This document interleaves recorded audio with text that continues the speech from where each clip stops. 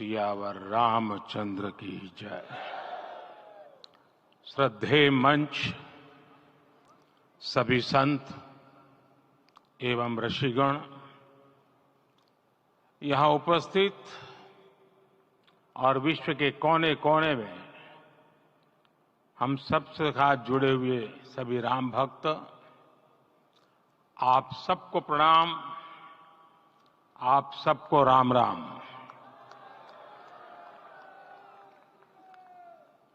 आज हमारे राम आ गए हैं।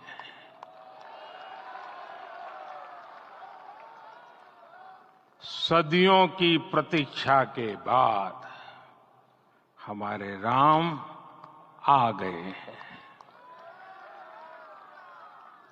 सदियों का अभूतपूर्व धैर्य, अनगिनत बलिदान, त्याग और तपस्या के बाद हमारे प्रभु राम आ गए हैं।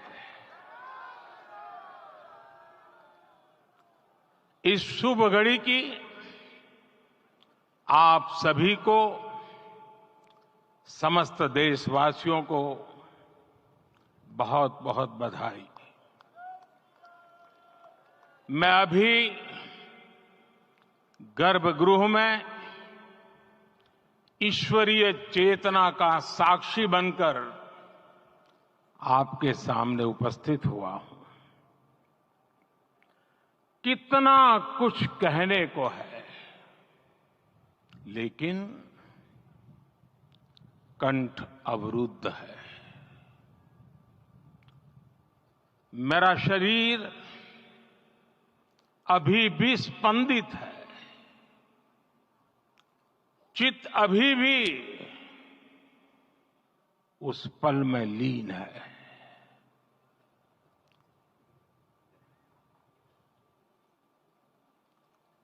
हमारे रामलला अब टेंट में नहीं रहेंगे।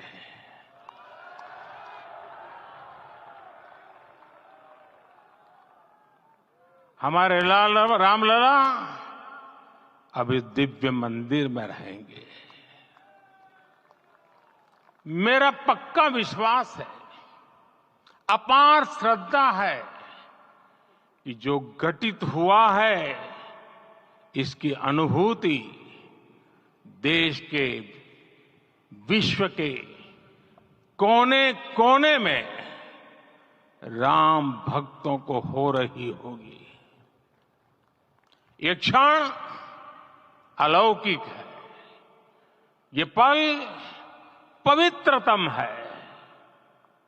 ये माहौल, ये वातावरण, ये ऊर्जा, ये घड़ी प्रभु श्री राम का हम सब पर आशीर्वाद है।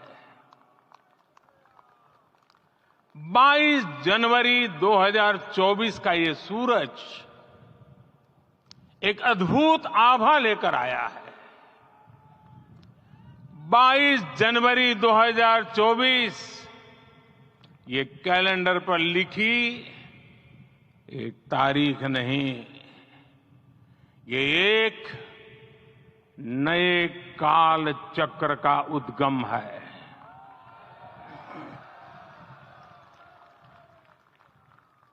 राम मंदिर के भूमि पूजन के बाद से प्रतिदिन पूरे देश में उमंग और उत्साह बढ़ता ही जा रहा था। निर्माण कार्य देख देशवासियों में हर दिन एक नया विश्वास पैदा हो रहा था। आज हमें सदियों के उस धैर्य की धरोहर मिली है। आज हमें श्री राम का मंदिर मिला है। गुलामी की मानसिकता को तोड़कर उठ खड़ा हो राष्ट्र। अतीत के हर दंश से हौसला लेता हुआ राष्ट्र ऐसे ही नव इतिहास का सृजन करता है। आज से 1000 साल बाद भी लोग आज की इस तारीख की, आज के इस पल की चर्चा करेंगे। और ये कितनी बड़ी राम कृपा है कि हम सब इस पल को जी रहे हैं, इसे साक्षात घटित होते देख रहे हैं। आज दिन दिशाएं, दिग दिगंत सब दिव्यता से परिपूर्ण है। ये समय सामान्य समय नहीं है। ये काल के चक्र पर सर्वकालिक शाही से अंकित हो रही अमिट स्मृति रेखाएं हैं। साथियों, हम सब जानते हैं कि जहां राम का काम होता है, वहां पवन पुत्र हनुमान अवश्य विराजमान होते हैं। इसलिए मैं राम भक्त हनुमान और हनुमान गढ़ी को भी प्रणाम करता हूं। मैं माता जानकी, लक्ष्मण जी, भरत, शत्रुघ्न सबको नमन करता हूं। मैं पावन अयोध्यापुरी और पावन सरयू को भी प्रणाम करता हूं। मैं इस पल दैवीय अनुभव कर रहा हूं कि जिनके आशीर्वाद से ये महान कार्य पूरा हुआ है। वे दिव्य आत्माएं, वे दैवीय विभूतियां भी इस समय हमारे आसपास उपस्थित है। मैं इनसे भी दिव्य चेतनाओं को भी कृतज्ञता पूर्वक नमन करता हूं। मैं आज प्रभु श्री राम से क्षमा याचना भी करता हूं। हमारे पुरुषार्थ, हमारे त्याग, तपस्या में कुछ तो कमी रह गई होगी कि हम इतनी सदियों तक ये कार्य कर नहीं पाए। आज वो कमी पूरी हुई है।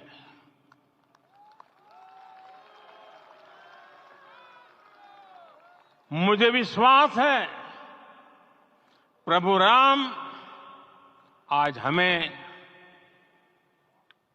अवश्य क्षमा करेंगे। मेरे प्यारे देशवासियों, त्रेता में राम आगमन पर पूज्य संत तुलसीदास जी ने लिखा है, प्रभु बिलो की हर से पुरबासी, जनित वियोग विपत्ति समनासी। अर्थात प्रभु का आगमन देकर ही सब अयोध्यावासी, समग्र देशवासी हर्ष से भर गए। लंबे वियोग से जो आपत्ति आई थी, उसका अंत हो गया। उस कालखंड में तो वो वियोग केवल 14 वर्षों का था। तब भी इतना असह्य था। इस युग में तो अयोध्या और देशवासियों ने सैकड़ों वर्षों का वियोग सहा है। हमारी कई कई पीढ़ियों ने वियोग सहा है। भारत के तो संविधान में उसकी पहली प्रति में भगवान राम विराजमान है। संविधान के अस्तित्व में आने के बाद भी दशकों तक प्रभु श्री राम के अस्तित्व को लेकर कानूनी लड़ाई चली। मैं आभार व्यक्त करूंगा भारत की न्यायपालिका का, जिसने न्याय की लाज रख ली।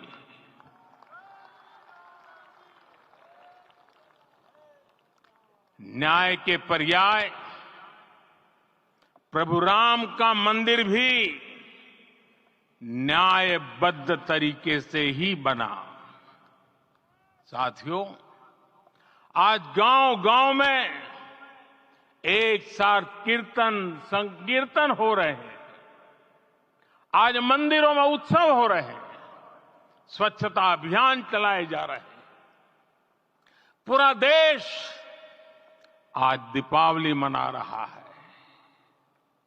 आज शाम घर घर राम ज्योति प्रज्वलित करने की तैयारी है। कल मैं श्री राम के आशीर्वाद से धनुषकोडी में राम सेतु के आरंभ बिंदु अरिचल मुनाई पर था। जिस घड़ी प्रभु राम समुद्र पार करने निकले थे, वो एक पल था जिसने काल चक्र को बदला था। उस भावमय पल को महसूस करने का मेरा ये विनम्र प्रयास था। वहां पर मैंने पुष्प वंदना की।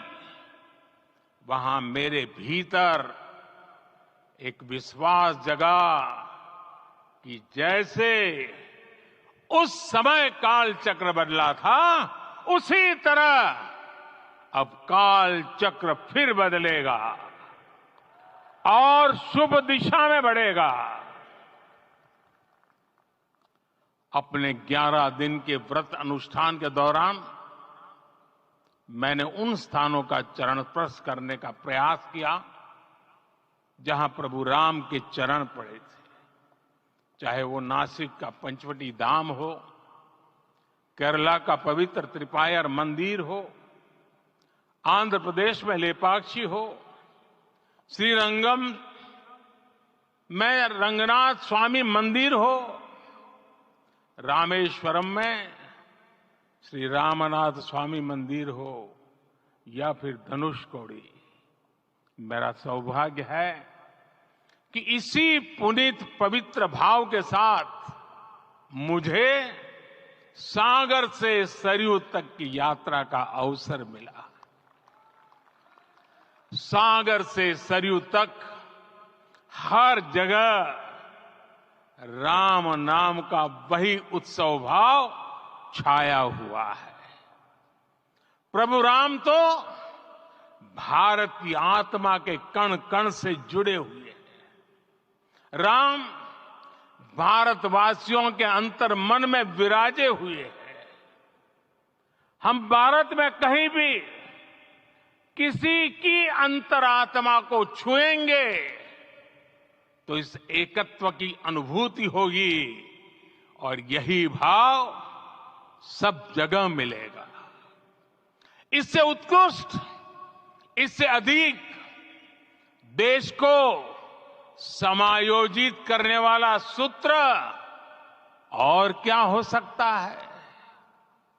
मेरे प्यारे देशवासियों, मुझे देश के कोने कोने में अलग अलग भाषाओं में रामायण सुनने का अवसर मिला है, लेकिन विशेषकर पिछले 11 दिनों में रामायण अलग अलग भाषा में अलग राज्यों से मुझे विशेष रूप से सुनने का मौका मिला। राम को परिभाषित करते हुए ऋषियों ने कहा है, रमन्ते यस्मिन् इति रामः, अर्थात जिसमें रम जाए वही राम है।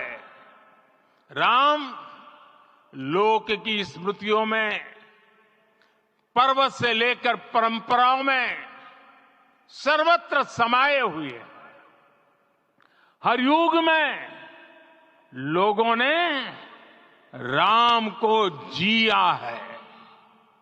हर युग में लोगों ने अपने अपने शब्दों में अपनी अपनी तरह से राम को अभिव्यक्त किया है। और ये राम रस जीवन प्रवाह की तरह निरंतर बहता रहता है। प्राचीन काल से भारत के हर कोने के लोग राम रस का आचमन करते रहे हैं। राम कथा असीम है और रामायण भी अनंत है। राम के आदर्श, राम के मूल्य, राम की शिक्षाएं सब जगह एक समान है। प्रिय देशवासियों, आज इस ऐतिहासिक समय में देश उन व्यक्तित्वों को भी याद कर रहा है जिनके कार्य और समर्पण की वजह से आज हम ये शुभ दिन देख रहे हैं। राम के इस काम में कितने ही लोगों ने त्याग और तपस्या की पराकाष्ठा करके दिखाई है। उन अनगिनत राम भक्तों के, उन अनगिनत कार सेवकों के और उन अनगिनत संत महात्माओं के हम सब ऋणी हैं। साथियों, आज का ये अवसर उत्सवता का क्षण तो है ही, लेकिन इसके साथ ही यह क्षण भारतीय समाज की परिपक्वता के बोध का भी क्षण है। हमारे लिए ये अवसर सिर्फ विजय का नहीं, विनय का भी है। दुनिया का इतिहास साक्षी है कि कई राष्ट्र अपने ही इतिहास में उलझ जाते हैं। ऐसे देशों ने जब भी अपने इतिहास की उलझी हुई गांठों को खोलने का प्रयास किया, उन्हें सफलता पाने में बहुत कठिनाई आई, बल्कि कई बार तो पहले से ज्यादा मुश्किल परिस्थितियां बन गई।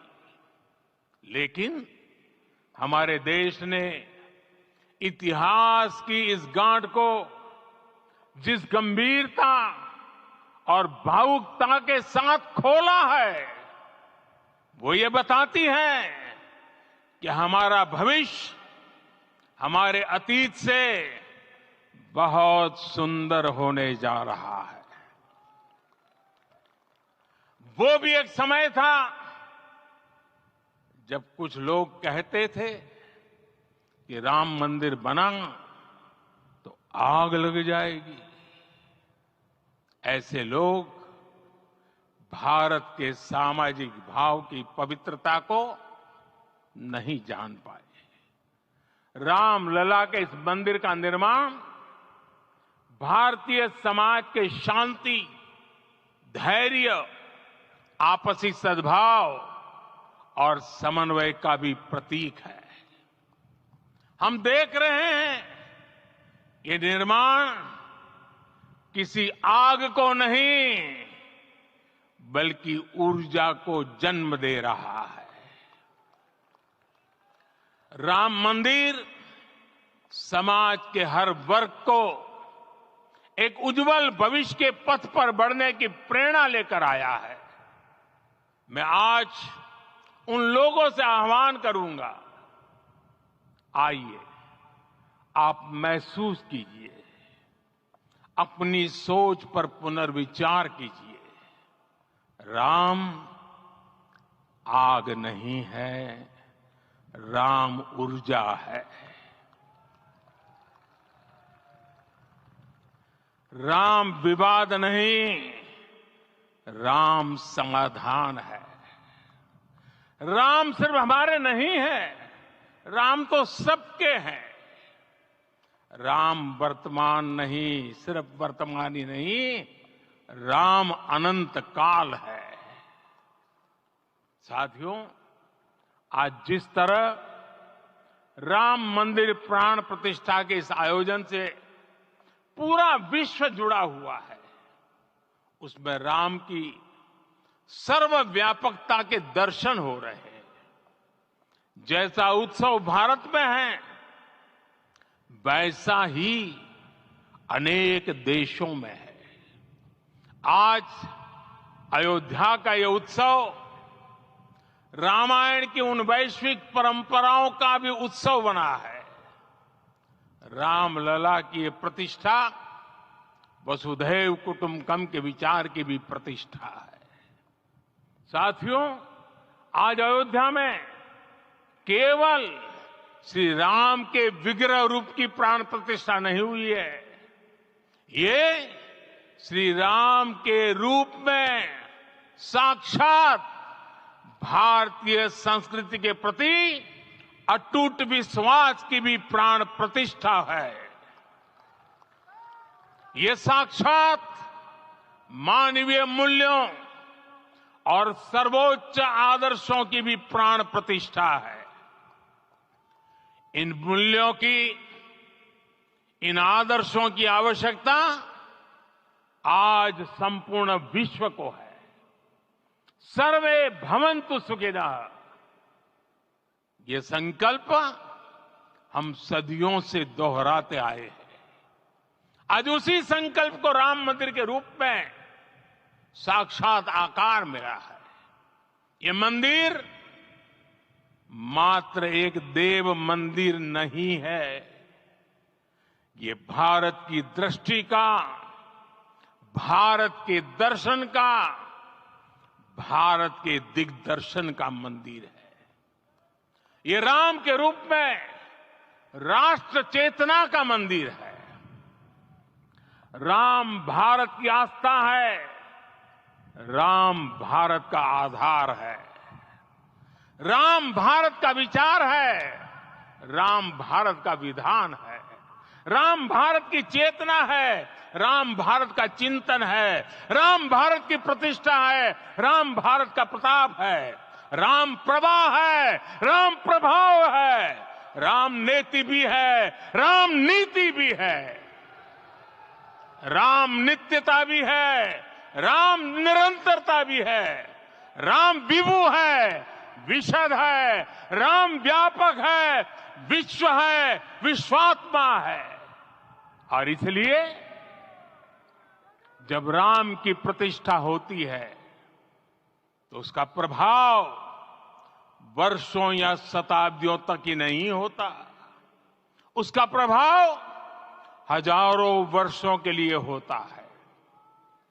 महर्षि वाल्मीकि ने कहा है, राज्यम 10 सहस्त्राणि प्राप्य वर्षाणि राघव, अर्थात राम 10,000 वर्षों के लिए राज्य पर प्रतिष्ठित हुए, यानी हजारों वर्षों के लिए राम राज्य स्थापित हुआ।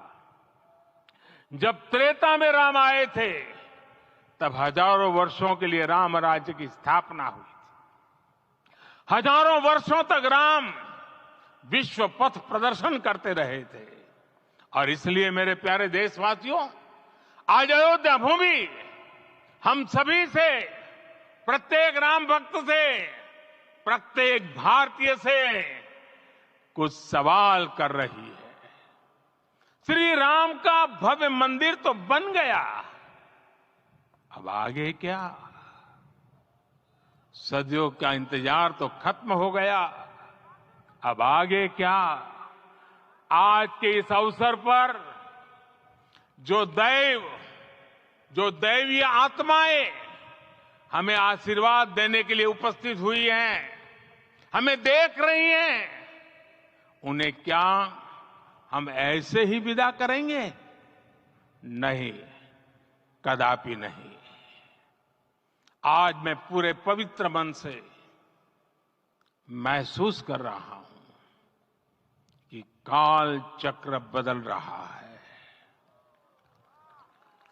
ये सुखद संयोग है कि हमारी पीढ़ी को एक कालजयी पथ के शिल्पकार के रूप में चुना गया है। 1000 वर्ष बाद की पीढ़ी राष्ट्र निर्माण के हमारे आज के कार्यों को याद करेगी। इसलिए मैं कहता हूं, यही समय है, सही समय है। हमें आज से, इस पवित्र समय से अगले 1000 साल के भारत की नींव रखनी है। मंदिर निर्माण से आगे बढ़कर अब हमें सभी देशवासी यही इस पल से समर्थ, सक्षम, भव्य, दिव्य भारत के निर्माण की सौगंध लेते हैं।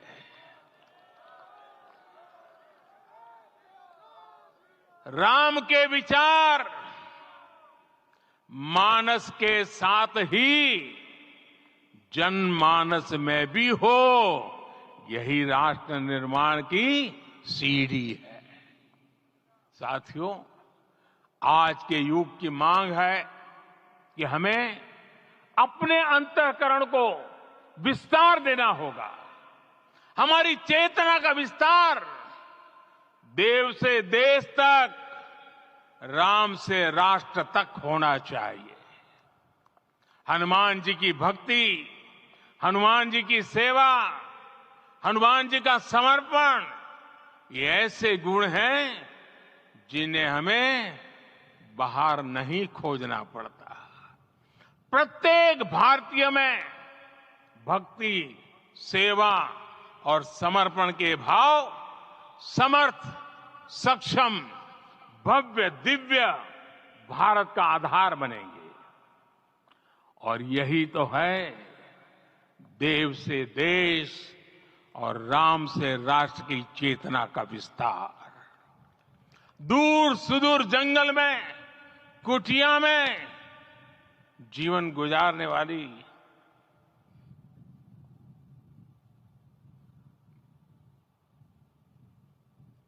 मेरी आदिवासी मां शबरी का ध्यान आते ही अप्रतिम विश्वास जागृत होता है। मां शबरी तो कब से कहती थी, राम आएंगे।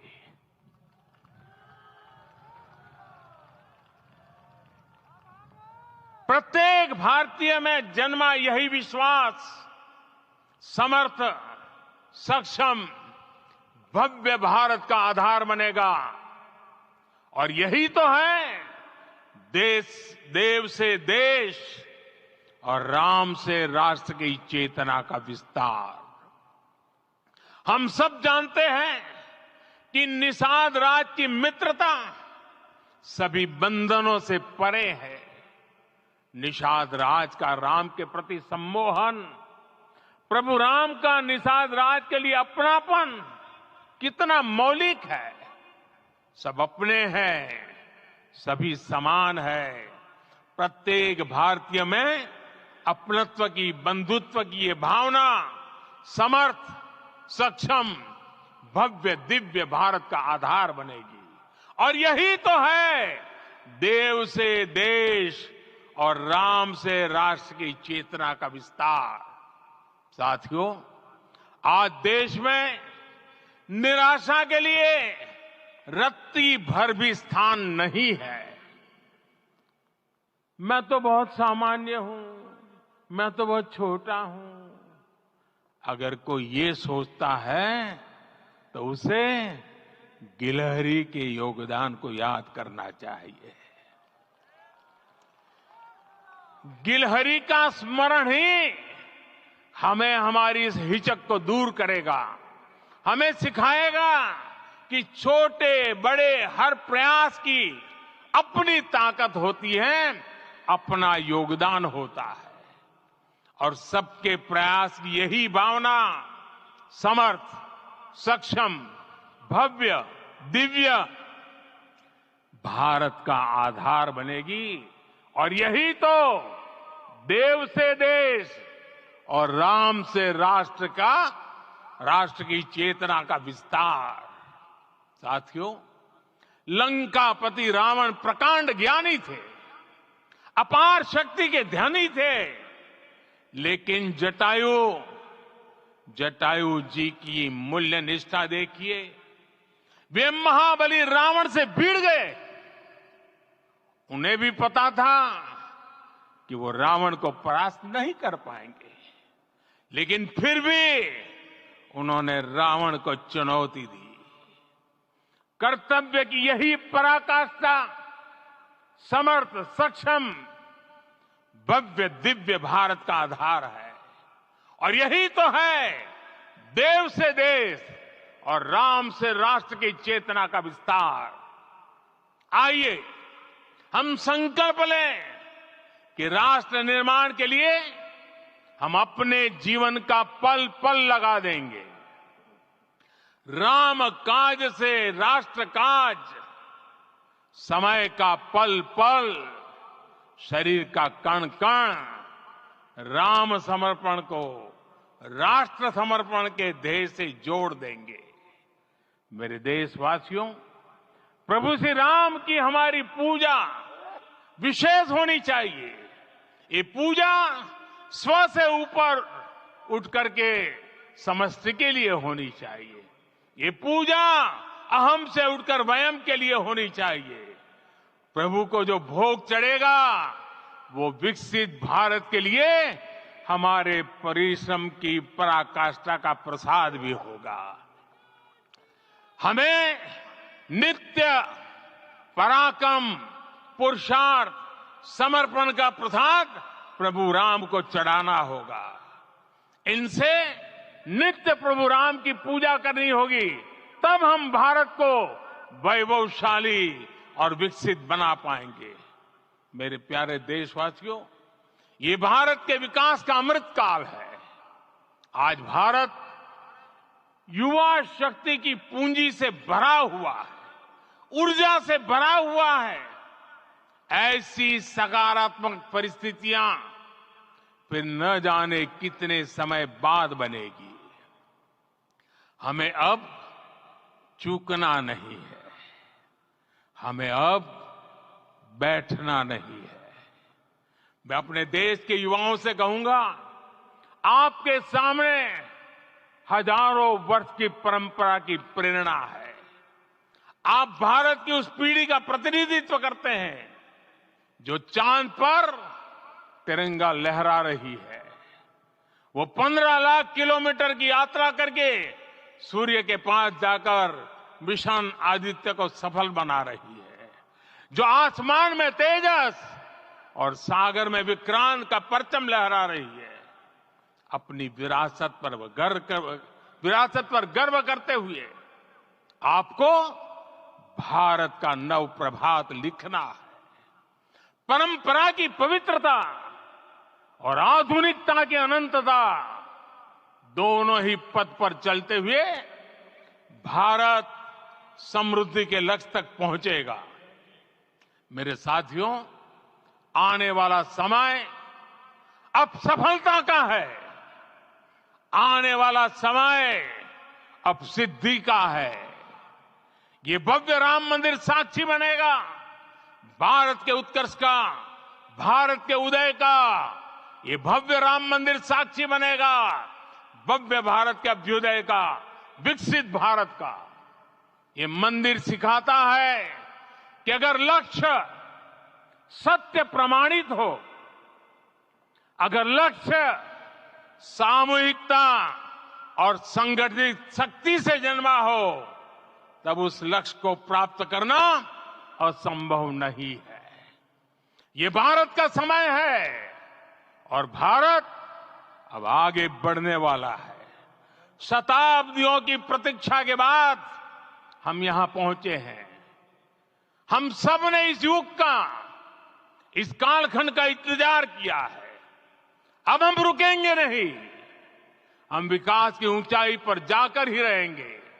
इसी भाव के साथ रामलला के चरणों में प्रणाम करते हुए आप सभी को बहुत बहुत शुभकामनाएं। सभी संतों के चरणों में मेरे प्रणाम। सियावर रामचंद्र की, सियावर रामचंद्र की, सियावर रामचंद्र की।